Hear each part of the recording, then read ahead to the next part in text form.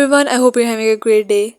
In today's video, we have the Redmi Note 15 Pro with us, and I'll show you how to capture a screenshot quickly and easily. If this tutorial helps you out, be sure to hit the like button, subscribe to the channel, and turn on notifications so you never miss any update. So let's dive right in.